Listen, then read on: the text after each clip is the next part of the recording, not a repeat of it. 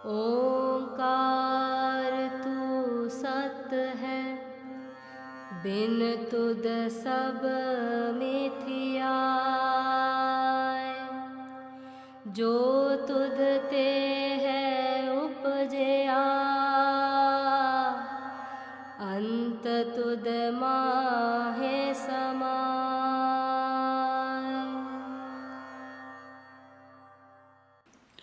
सत ओंकार।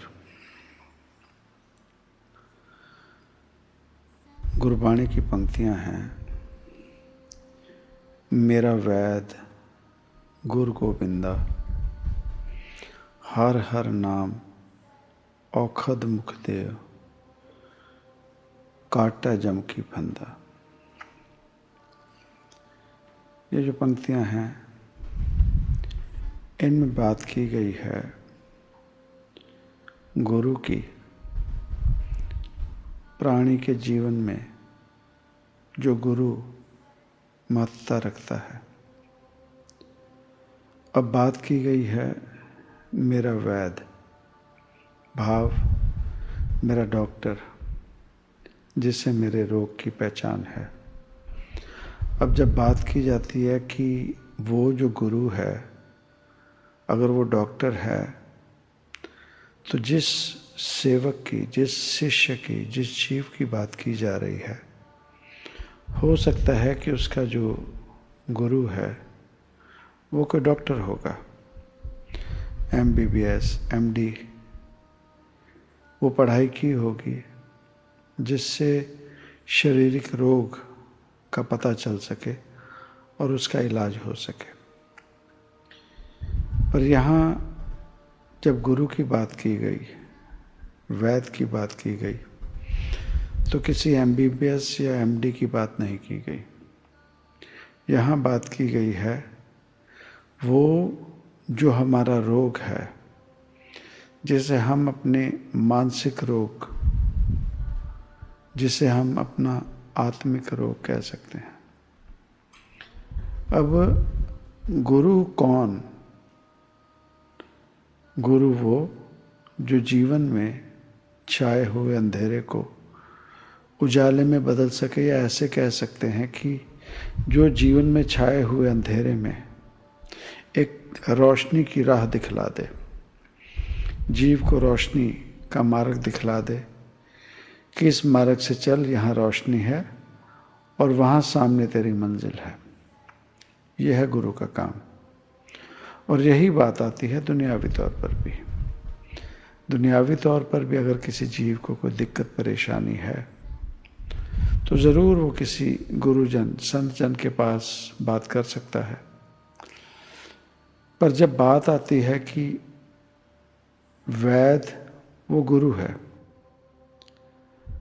अब पहले तो समझना पड़ेगा कि किसी गुरुजन के पास, किसी संत के पास हमने क्यों जाना है, हम क्यों जाते हैं।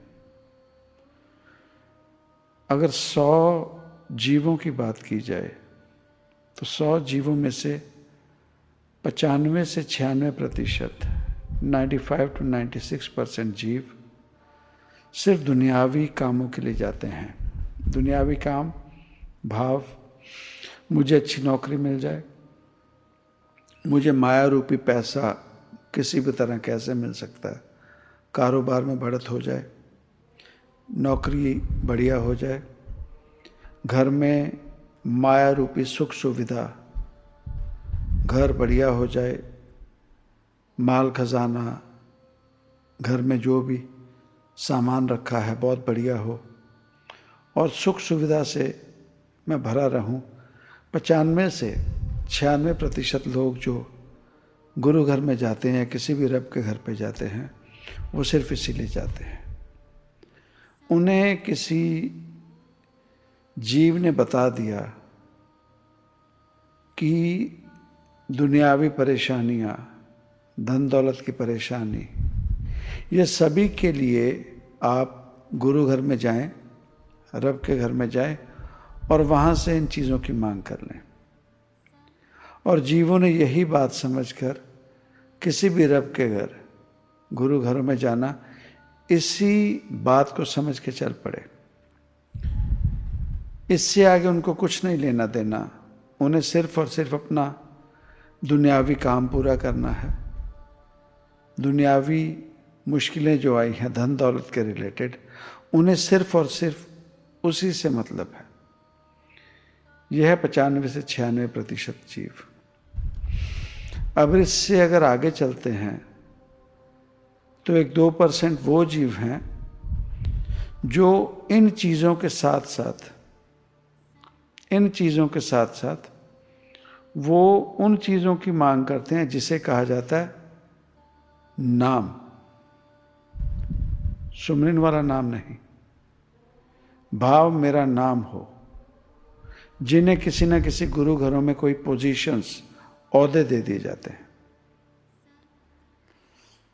ओहदे मिलने पर वो सिर्फ अपने कानों का रस लेने के लिए, अपने जीवन में अपनी तारीफ सुनने के लिए गुरु घरों से जुड़ जाते हैं।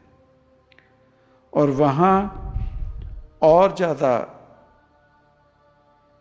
वो कर्म जिसे हम दीर्घ रोग कहते हैं, हौमे, कानों का रस लेने के लिए, मेरा नाम 4 लोगों में हो, 4 लोग मुझे जाने, मुझे नमस्कार करें, नतमस्तक हो, नमस्ते करें। 1 से 2% जीव वो होते हैं जो इसलिए किसी गुरु घर से जुड़ जाते हैं जिन्हें नाम मिलता है। फिर 1 से 2% वो जीव होते हैं जिन्हें दुनियादारी में कहीं कोई ना काम है ना नौकरी है, और जिसे कहा जाता है मुफ्त का चंदन घिस मेरे नंदन। वो गुरु घरों में जाते हैं कि मुफ्त में खाना मिल जाता है, मुफ्त में रहना मिल जाता है, ख्याल रख लिया जाता है। 1 से 2% जीव वो होते हैं जो इसलिए किसी गुरु घर से जुड़ जाते हैं सेवादार बन के, सेवा में। कोई एक आधा जीव आज के समय में वो है जो सच में किसी गुरु घर से जुड़ता है। और वो जीव जो 1% बचते हैं, एक भी नहीं, पॉइंट्स में, वो जीव हैं जो ये बात कहते हैं, मेरा वैद गुरु गोविंदा, हर हर नाम औखद मुख देव, काटा जम की फंदा। अब वो जो हैं वो रिश्ता क्या बनाते हैं कि मुझे नामदान मिला, और वो नामदान है औषधि जिससे जम का फंदा कट जाता है उस नाम को सुमिरने से, उस रब को याद करने से, उस रब में विलीन होने से। ये है 1% जीवों का या आधे % जीवों का जिन्हें ये बात समझ आती है और वो किसी गुरु घर में, किसी गुरुजन, संत जन के साथ इस तरह का रिश्ता जोड़ लेते हैं। बहुत कम जीव, नहीं तो 95 से 96% हम आए हैं हमारा फायदा हो दुनियावी तौर पे, मायावी तौर पे। इससे ज़्यादा और उनका कोई लेना देना नहीं।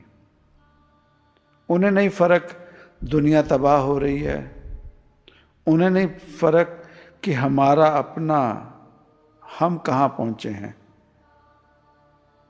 हमारा अपना आत्मिक लेवल किस लेवल तक है, हम इंसानियत के लेवल से कितना गिर चुके हैं। वो गुरु घरों में जाते ही इसीलिए हैं। इनमें से कुछ एक और होते हैं जो सिर्फ तमाशा देखने ही जाते हैं,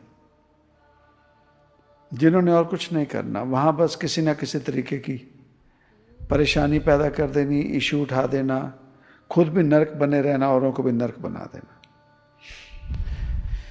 इन बातों में हमारा गुरु घरों से नाता, गुरु घरों से रिश्ता चल रहा है। अब जब बात आती है किसी संत जन के पास, सत्संग की अगर बात आती है, तो सत्संग की बात जिस गुरु घर से जुड़े, अगर तो हमने ये बात मान ली कि मेरा वैद गुरु गोविंदा, अब वो जो वैद्य है, वो वैद्य सच में जैसे कोई एमडी, कोई स्पेशलिस्ट डॉक्टर होते हैं ना, अगर वो फकीर सच में रब के घर में मान्यता प्राप्त कर चुका होता है, फिर वो चलता फिरता हॉस्पिटल होता है। उस फकीर की निगाहें हम जैसे आम जीवों को चलते फिरते एक्सरे कर लेती है, हमारे अवगुणों को वो जान लेती है। उन्हें पता होता है हमारा मूल रोग क्या है, हम किस रोग से पीड़ित हैं, और वो जो रोग गुरु हमारी आत्मिक रोग जो हमें लग जाता है, वो जो बता दे, सच में वही हमारा वैद्य होता है, डॉक्टर होता है। और जिसने रोग बता दिया, तो याद रखें, जिसने रोग बताया इलाज भी उसी के पास होता है, वो इलाज भी बता सकता है। पर जब वो इलाज बताने लगता है, जो हमारे रोग की बात करने लगता है, तो परेशानी तब शुरू होती है। हम फिर उन बातों पे पहले तो अमल नहीं करते, अपने ऊपर नहीं लेके देखते, सेल्फ रियलाइज नहीं करते कि कहीं ये बात मेरे लिए तो नहीं है। और वैद्य डॉक्टर के पास जैसे जाओ ना, कोई शारीरिक तकलीफ है फिजिकल, तो डॉक्टर के पास जाओ, डॉक्टर से थोड़ी सी बात करनी पड़ती है, डॉक्टर साहब पेट में दर्द है। तो पेट में दर्द होने से फिर डॉक्टर और डिटेल में अपनी तरफ से बताता है, और बताओ ऐसे भी होता है, ऐसे भी होता है। वो जो डॉक्टर और आगे बताता है, वो गहराई में जाने की कोशिश करता है रोग का मूल जानने के लिए, और उस दौरान जीव को पता लग जाता है कि मेरे ही रोग की बात की जा रही है, और इस डॉक्टर से, इस वैद्य से मेरे ही रोग का इलाज होगा, मेरे ही रोग का इलाज होगा। उस दौरान कोई जीव नाराजगी नहीं बताता। एक बात। दूसरी बात, अगर डॉक्टर हमारी परेशानी बताने लगे और हमारी परेशानी ज़्यादा गहरी हो, रोग ज़्यादा गहरा हो, और डॉक्टर हमें बताए, अच्छा आपको सांस लेने में दिक्कत आती है, आपको खांसी होती है, आपको म्यूकस भी बनता है, म्यूकस नहीं बनता पर खांसी होती है चलते फिरते, बहुत ज़्यादा बैठे बैठे खांसी होती है, सांस लेने में दिक्कत आती है, हाँ जी, तो एक काम करें, आप अपना ना थॉरोली चेकअप करवा लें, थॉरोली चेकअप करवा लें। क्या सिम्टम्स हैं? आइदर लंग्स में कोई इन्फेक्शन है, नहीं तो अगर लंग्स में इन्फेक्शन नहीं आ रहा, लंग्स में अगर इन्फेक्शन नहीं है, तो ये फिर एक्सट्रीम हो सकता है कि लंग कैंसर हो सकता है, या कैंसर आपके शरीर में से लंग्स की तरफ जा चुका है, एक्सट्रीम हो गया। अब अगर वैद्य डॉक्टर हमें ये बात कह दे, तो हम पहले मानेंगे नहीं, ऐसे नहीं, ऐसे थोड़ी हो सकता है, ये हमारा रोग नहीं है, हमें ये परेशानी नहीं है। ज़्यादा में ज़्यादा हम ये मानेंगे हो सकता है लंग इन्फेक्शन हो, और उसने लंग्स के लिए, इन्फेक्शन के लिए दवाई दे दी, और हमने दवा ले ली। अब दवा लेने के बाद भी अगर हमारा वो रोग ठीक नहीं होता, तो फिर हमारी बेहतरी वही होगी कि फिर दोबारा उस वैद्य डॉक्टर के पास जाएं और उसे बताएं कि ये जो दवा दी थी आपने, इससे मेरा इलाज फ़ायदा बिल्कुल नहीं हुआ। तब उसके बाद जो वो चेकअप करने के लिए कहे, वो हमें कर लेना चाहिए। पर वो चेकअप करवाने की बजाय जीव अगर उस डॉक्टर के पास जाना बंद कर दे, दूरी कर ले, तो दूरी करने से उस जीव का रोग खत्म नहीं होता, खत्म नहीं होगा। इसी तरह से किसी संत जन के पास, फकीर के पास जब हम जाते हैं तो सत्संग के जरिए वो हम जैसे जीवों को रियलाइज करवाने की कोशिश करते हैं, सेल्फ रियलाइज, और वो हमारे रोग के बारे में जिक्र करते हैं। और अगर हमें आभास हो जाए कि ये मेरा रोग है, तो उस फकीर से कभी दूरी नहीं करनी चाहिए। हमें शुक्र मनाना चाहिए कि सच में कोई जीव हमें जीवन में मिला जो मेरे भीतरी रोग को सच में जानता है, भीतरी रोग को जानता है, और इलाज भी फिर उसी से ही हो सकता है। दूरी करके कुछ नहीं होगा, दूरी करके कुछ नहीं होगा, नाराजगी दिखा के कुछ नहीं होगा। वो रोग का इलाज उसी के पास होगा। पर हम लोग क्या करते हैं, हम लोग दूरी कर लेते हैं, आभास नहीं करते, सेल्फ रियलाइज नहीं करते। अगर कहानियां सुनते हैं किसी भी महापुरुष के अपने जीवन में, तो कहानियों में हमें यही तो समझाने की कोशिश की गई, हमें यही तो समझाने की कोशिश की जाती है। पर हम कहानियों के जरिए उन कहानियों को सुन के, सिर्फ सुन के दूसरों को सुना देंगे, पर कभी ये नहीं सोचेंगे कि ये कहानी मेरे ऊपर लागू तो नहीं होती, मेरे ऊपर लागू तो नहीं होती। अगर नानक पातशाह की बात करते हैं तो नानक पातशाह अपने जीवन में दुनिया भर घूम लिए पैदल चल के, और उन्होंने अपने जीवन काल में कितने जीवों से मेल हुआ, कितने जीवों को उन्होंने सत्संग के जरिए उनके आत्मिक रोग, मानसिक रोग, मन के रोगों के बारे में सिर्फ आभास करवाया। तो वो जो सज्जन नाम का जीव जो सराय बनाकर दुनिया में सज्जन बन के घूमता था, सज्जन बन के घूमता था, पर वो जो भीतर से था वो ठग लेता था जीवों को।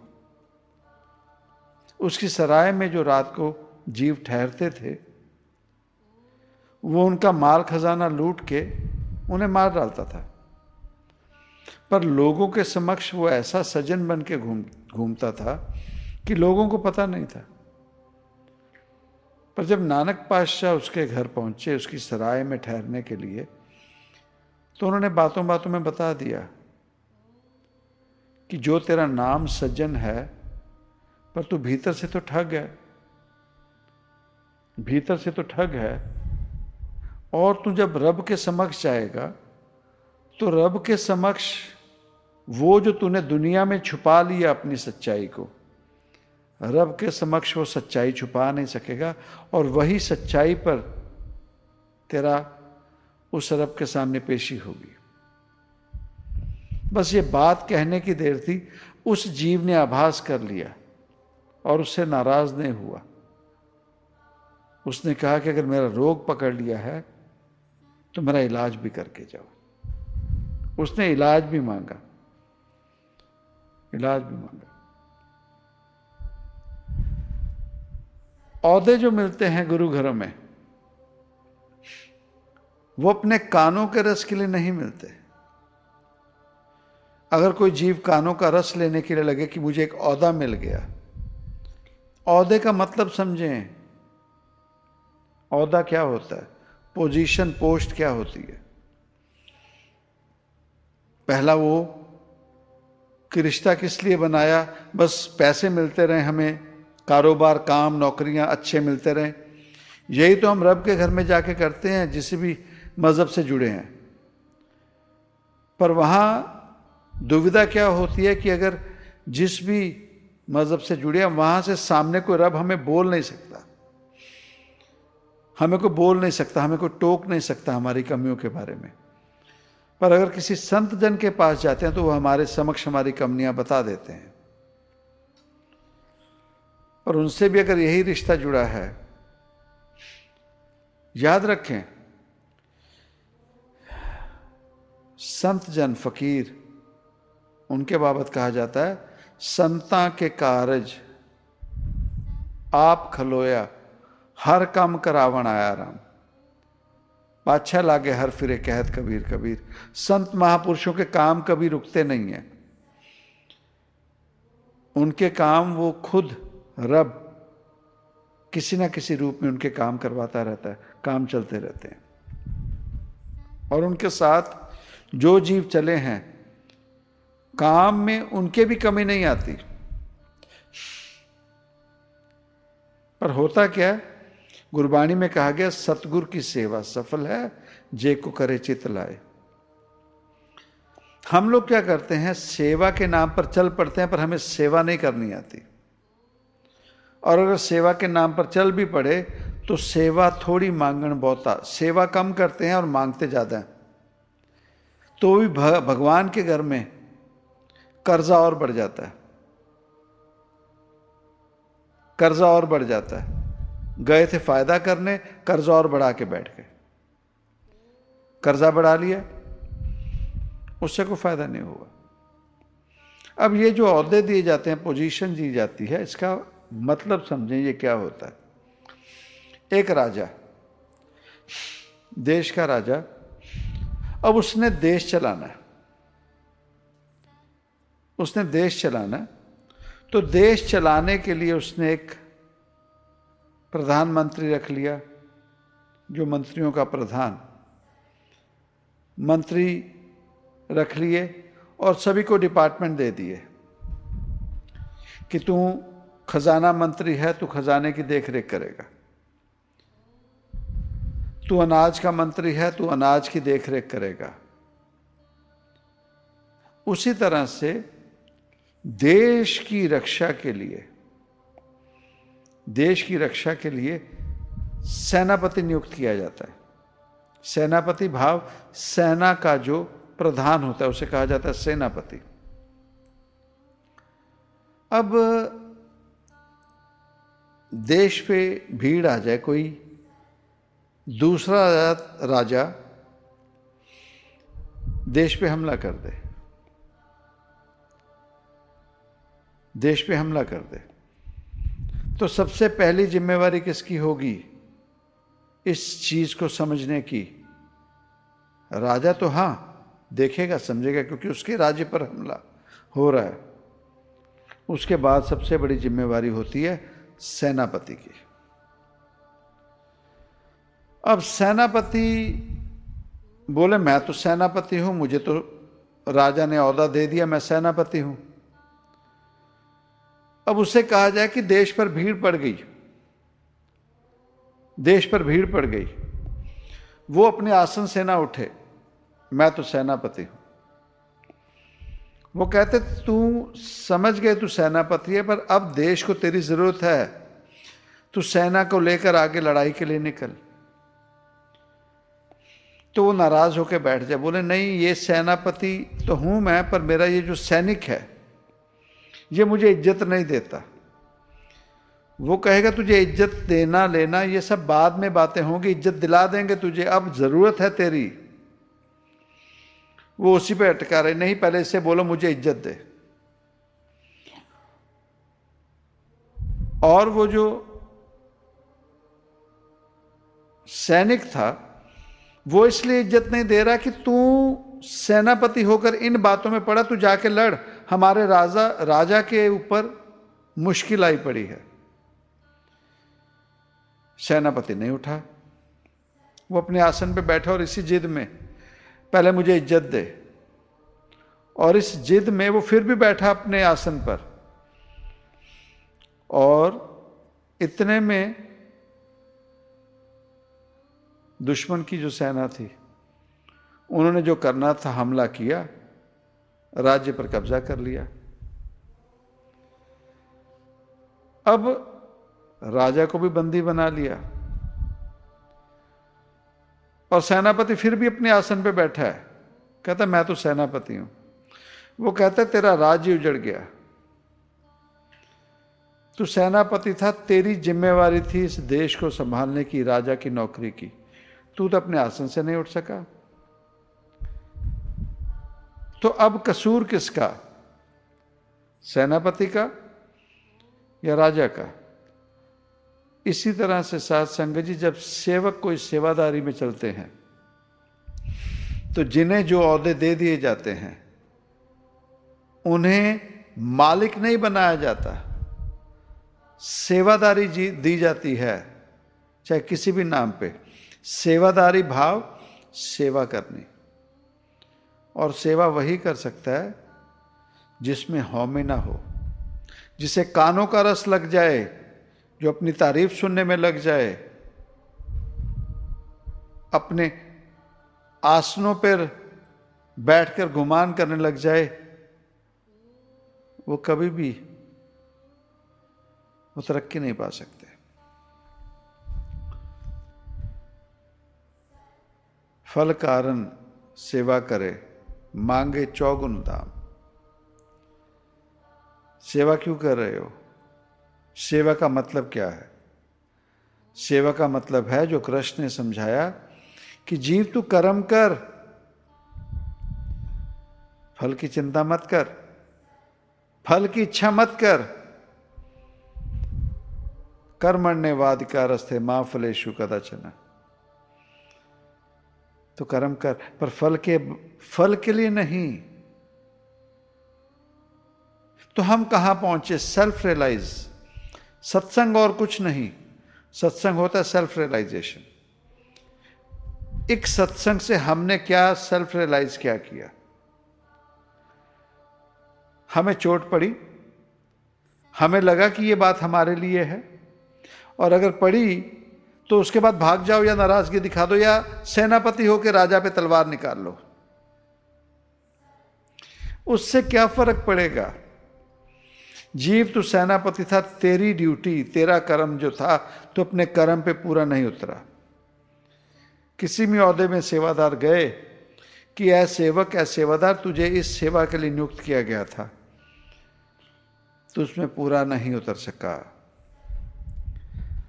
सत्संग और कुछ नहीं, self realize. Self realize where I was. दुनियावी नहीं, दुनियावी तो हम बहुत ही तरक्की करके, जो अमेरिका कनाडा पहुंच गया उसके बाद तो कोई बात ही नहीं रह गई। हम तो इंसानों को इंसान ही नहीं समझते, वो तो छोड़ दो। Where I was in India, in some village, गांव, वो छोड़ दो, उसकी बात नहीं हो रही। Spiritually, where I was, where I am, again, not in America, Canada, or any place. Spiritually, where I am. पर पता तो करें where I am, where I was के पहले पता तो करें who I am. Who I am. Self-realize. Self-realize. और कोई बुरा नहीं है, सभी अच्छे हैं। तो फिर ढूंढो तो सही बुरा कौन है,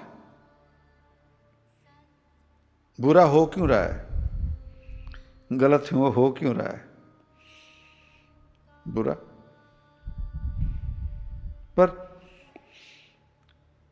फिर ये पता नहीं किसने कह दिया, बुरा जो देखन मैं चला, बुरा ना मिलया कोई, ये पता नहीं किसने कह दिया। हम तो सभी में बुरा देखते हैं, और अपने आप में आपस को जो भला कहा वे अपने आप को अच्छा कहलाते हैं। अभी कोई गुरबाणी का शब्द पढ़ दे ना, हम नहीं चंगे बुरा नहीं कोई, हम बहुत मगन होकर पढ़ेंगे, पर हमें समझ नहीं आती कि हमारे लिए है। हमें समझना चाहिए, गाने की बजाय इसे जीवन में ढाल लें, वो बात नहीं समझते।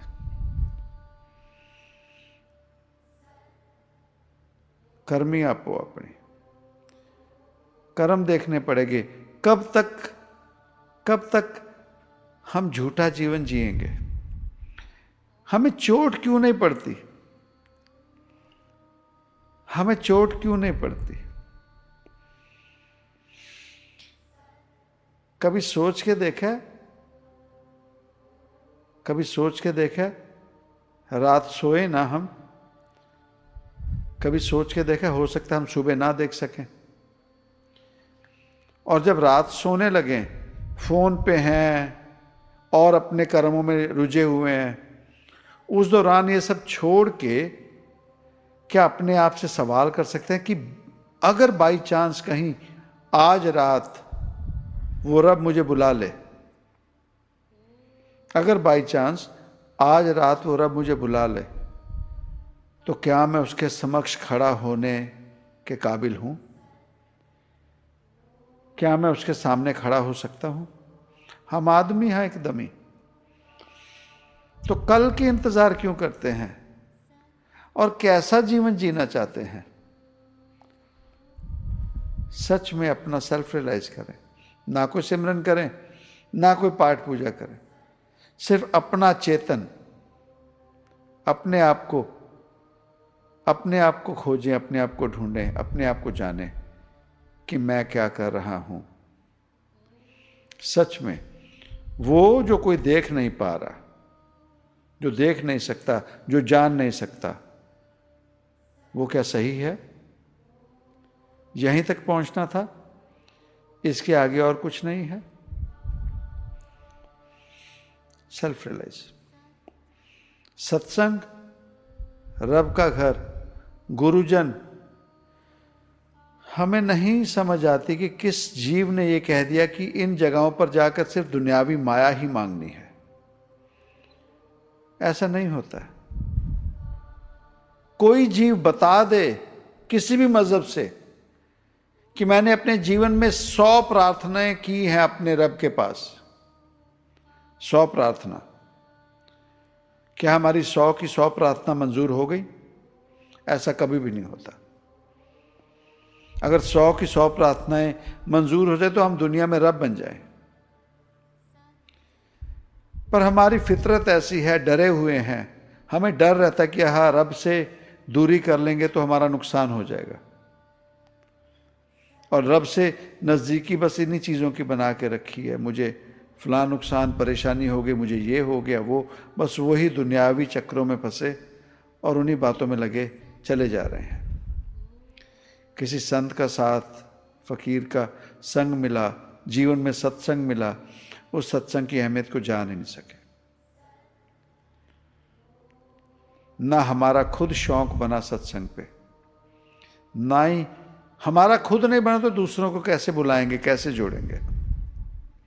हमें तो वो बता दो जो कहानियां हैं, बड़े अजीब अजीब तरीके से कहानियां बता दो कि रब तुम्हें शक्ति से पैसे दे देता है, रब के घर में, रब की कहानियां, रब के नाम पर अपने आप से जो मर्जी, जैसे मूवी नहीं जिस तरह से मर्जी बना सकते हैं, इस तरह की कहानियां जितनी मर्जी बना लो, हम उसमें खुश रहेंगे। हमारी तारीफ करते रहो, हम उसमें खुश रहेंगे। हमें मज़हब के कोई आडंबर बता दिए जाएं, कोई ऐसी बात बता दी जाए, अच्छा आप जैसे होते ना, वो जीव खड़ा तो पानी पीने लगा, तो कहते हैं कि अगर आप खड़े होकर पानी पीते हो तो आप अपनी तबाही कर रहे हो। वो बैठ के पानी पीने लगा, और अब जब बैठ के पानी पीने लगा तो कोई और वीडियो आ गया, कहते अगर आप बैठ के पानी पीते हो तो आपके पेट में फैट बहुत बढ़ जाता है। अब चक्कर में पड़ गया। तभी एक वीडियो आया, आप पूरब की तरफ खड़े होकर अगर पानी पिएंगे तो आपके लिए तंदुरुस्त, अगर पूरब की तरफ नहीं पीते तो आप जहर पीते हैं। पूरब की तरफ खड़ा होकर जीव पीने लगा पानी, तभी किसी ने बता दिया अगर आप पूरब की तरफ देख के पानी पीते हो तो आप नरक में जाओगे, आप पश्चिम की तरफ देख के पियो। अब इन बातों में ही हमारा इंटरेस्ट है। पूरा दिन हम फोन पे और कुछ नहीं देखते, बस ऐसे ही वीडियो देख के अपने आप को पागल कर लिया। So where I am, where I was, who I am, ये चेक कर लें। और सत्संग पे अगर आते हैं, पहले अपने रब से अपने आप से सवाल करें, हम सत्संग पे क्यों आते हैं? और अगर सत्संग पे फ़ायदा होता है तो औरों को क्यों नहीं बता सकते? हम औरों को सत्संग के बारे में बताने से क्यों डरते हैं? उसी में हमारी सच्चाई है। और अपने कर्मों की तरफ देखें, हमारे कर्मों में बदलाव आया, कोई उन्नति हुई? कानों के रस के लिए नहीं, दूसरों को बता देना मैं फलां पाठ करता हूँ, मैं इतना जब तब करता हूँ, ये बताने की ज़रूरत ही नहीं है। ये दुनिया को बताने की ज़रूरत ही नहीं है। ये रब का मामला है, रब को पता है, दैट्स इट। अपना जीवन उज्जवल कर लो और सेल्फ रियलाइज कर लो। सेल्फ रियलाइजेशन में ही सेल्फ चेक होगा और सेल्फ इंप्रूवमेंट होगी। सत ओंकार।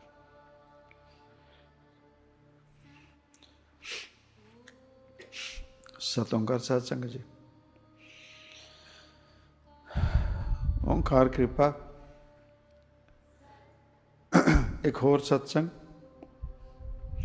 और इस सत्संग के जरिए जो भी जीव इतने शरीर रूप से पहुंचे हुए ने, तो जो भी जीव देश विदेश तो जूम कॉल के जरिए ते कॉन्फ्रेंस कॉल के जरिए जो भी जीव जुड़े ने, दाता सब की हाज़री प्रवान करन। ते जो भी इस सत्संग के स्नेहा सी, जे तो सानू लगता है कि साढ़े वास्ते सी, तो जीवन से ढाल लईए और अपने जीवन की उन्नति करने की कोशिश करिए। नहीं तो सत्संग, कहानियाँ, साखियाँ, फ़ायदा कुछ नहीं होएगा। लेकिन इतना याद रखे कि हम आदमी हाँ एकदम ही, दम आया तो जीवन है, दम नहीं आया तो कुछ नहीं। तो कर्म ऐसे शुभ कर लिए कि जे अगले दम भी जाना पै जाए उस रब दे घर, तो इन्ना खजाना साढ़े कोल होवे जो उन्हें फेस कर सके। सो दाता कृपा करें। सत ओंकार।